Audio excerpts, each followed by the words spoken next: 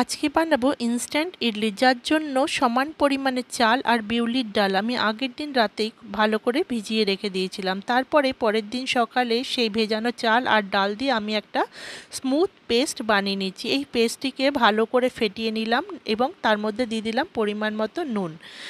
অনেকেই সুজির সাহায্যে টক দই মিশিয়ে ইনস্ট্যান্ট ইডলি বানিয়ে থাকে, কিন্তু এই রকমভাবে বানালে ইডলির যে অরিজিনাল স্বাদ সেটা পাওয়া যাবে, কেন কি এর মধ্যে বিউলির ডাল আর চাল ইউজ করা হয়েছে। তাহলে আমি এই স্মুথ পেস্টটির মধ্যে ইনো মিশিয়ে দিলাম। ইনোটি অবশ্যই আপনারা সাদা ইনো বা লেমন ফ্লেভারের ইনো ইউজ করবে। আমার কাছে অ্যাভেলেবেল ছিল না, তাই বাধ্য কোলা ফ্লেভারের ইনোটি অ্যাড করেছি, ওই জন্য সামান্য একটু কালার চলে এসেছে।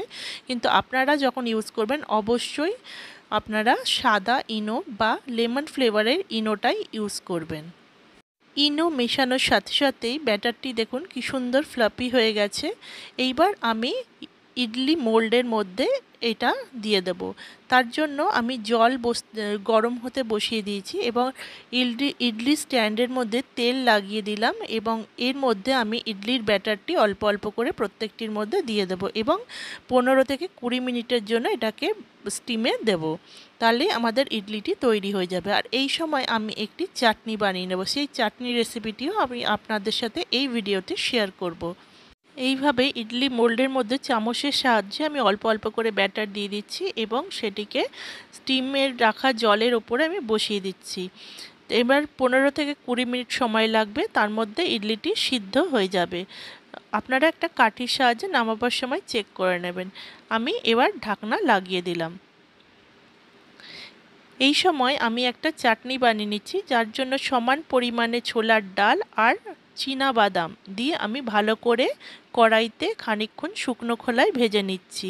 এই ভাজাটি এই চাটনির স্বাদ নিয়ে আসবে। বেশ খানিকক্ষণ সময় ধরে হালকা আঁচে এটাকে নাড়াচাড়া করে ভাজতে হবে, যতক্ষণ না একটু হালকা স্মেল চলে আসে। এইবার এই ভাজা ডালটি আমি ভালো করে ধুয়ে নিয়েছি, এর মধ্যে এক টুকরো আদা এবং কাঁচা লঙ্কা দিয়ে এর একটা পেস্ট বানিয়ে নিলাম। এর মধ্যে দিলাম পরিমাণ মতো নুন এবং চিনি। এটা আপনারা আপনাদের স্বাদ মতো ব্যবহার। পেস্টটি আমি রেখে দিলাম। এদিকে 15 মিনিট হয়ে গেছে। আমি ইডলিটি একবার চেক করে নিচ্ছি।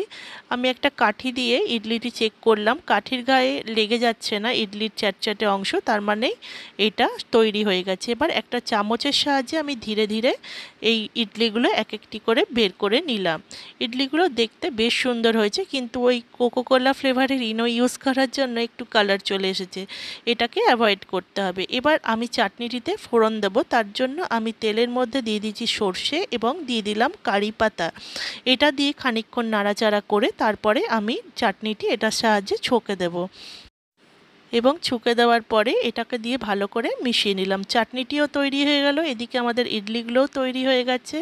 ইডলির মধ্যে যে এই একটা দানা দানা ফুটো ফুটো ভাব দেখা যাচ্ছে, এর মধ্যেই ইডলিটা ঠিকঠাক তৈরি হয়েছে। যদি ফার্মেন্ট না হয় তাহলে এটা প্লেন হয়ে থাকবে।